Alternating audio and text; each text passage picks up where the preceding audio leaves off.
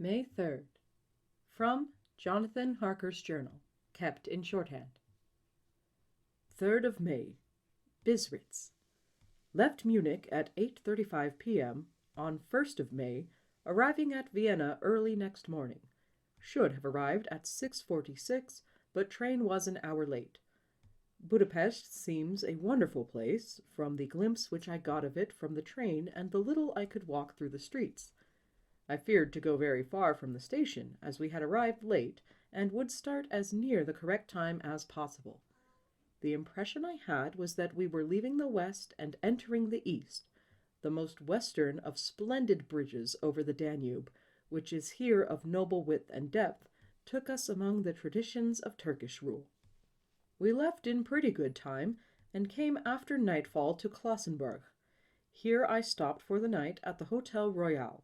I had for dinner, or rather supper, a chicken done up some way with red pepper, which is very good but thirsty. Memo. Get recipe for Mina. I asked the waiter, and he said it was called paprika Händel, and that, as it was a national dish, I should be able to get it anywhere along the Carpathians. I found my smattering of German very useful here. Indeed, I don't know how I should be able to get on without it. Having had some time at my disposal when in London, I had visited the British Museum, and made search among the books and maps in the library regarding Transylvania. It had struck me that some foreknowledge of the country could hardly fail to have some importance in dealing with a nobleman of that country.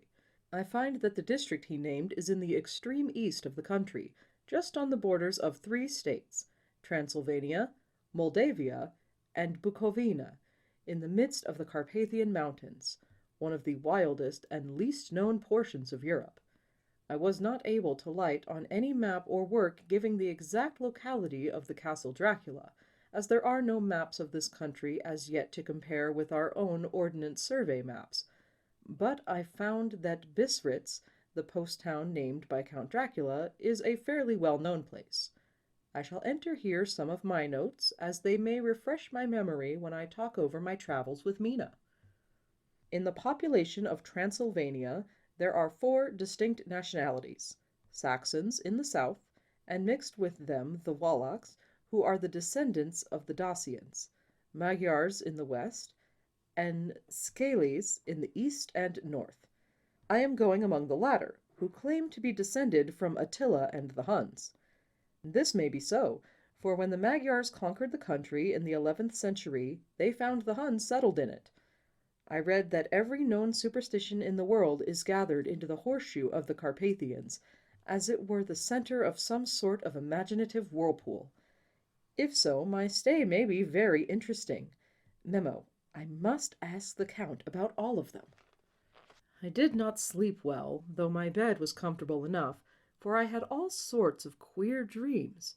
There was a dog howling all night under my window, which may have had something to do with it, or it may have been the paprika, for I had to drink up all the water in my carafe and was still thirsty.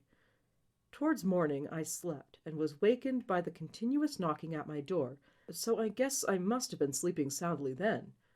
I had for breakfast more paprika, and a sort of porridge of maize flour, which they said was mamaliga, and eggplant stuffed with forcemeat, a very excellent dish, which they call implatata. Memo. Get recipe for this also. I had to hurry breakfast, for the train started a little before 8, or rather it ought to have done so, for after rushing to the station at 7:30, I had to sit in the carriage for more than an hour before we began to move. It seems to me that the further east you go, the more unpunctual are the trains. What ought they to be in China? All day long we seemed to dawdle through a country which was full of beauty of every kind. Sometimes we saw little towns or castles on the top of steep hills, such as we see in old missals. Sometimes we ran by rivers and streams which seemed from the wide stony margin on either side of them to be subject to great floods. It takes a lot of water, and running strong, to sweep the outside edge of a river clear. At every station there were groups of people, sometimes crowds, and in all sorts of attire. Some of them were just like the peasants at home or those I saw coming through France and Germany, with short jackets and round hats and homemade trousers, but others were very picturesque. The women looked pretty, except when you got near them, but they were very clumsy about the waist. They had all full white sleeves of some kind or other, and most of them had big belts with a lot of strips of something fluttering from them like the dresses in a ballet, but of course there were petticoats under them.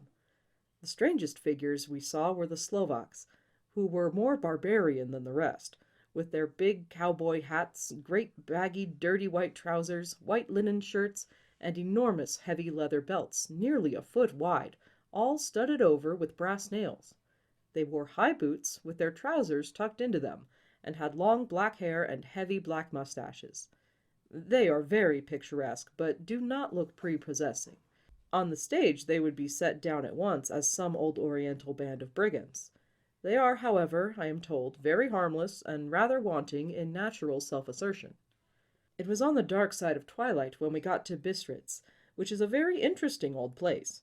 Being practically on the frontier, for the Borgo Pass leads from it into Bukovina, it has had a very stormy existence, and it certainly shows marks of it. 50 years ago, a series of great fires took place, which made terrible havoc on 5 separate occasions. At the very beginning of the 17th century, it underwent a siege of 3 weeks and lost 13,000 people, the casualties of war proper being assisted by famine and disease. Count Dracula had directed me to go to the Golden Krone Hotel, which I found to my great delight to be thoroughly old-fashioned, for, of course, I wanted to see all I could of the ways of the country.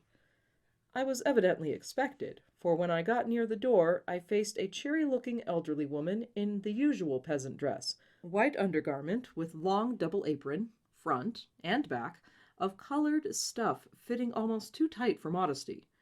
When I came close she bowed and said, "The Herr Englishman?" "Yes," I said, "Jonathan Harker." She smiled and gave some message to an elderly man in white shirt-sleeves who had followed her to the door. He went, but immediately returned with a letter. "My friend, welcome to the Carpathians. I am anxiously expecting you. Sleep well tonight. At 3 tomorrow the diligence will start for Bukovina. A place on it is kept for you. At the Borgo Pass my carriage will await you and bring you to me. I trust that your journey from London has been a happy one, and that you will enjoy your stay in my beautiful land. Your friend, Dracula."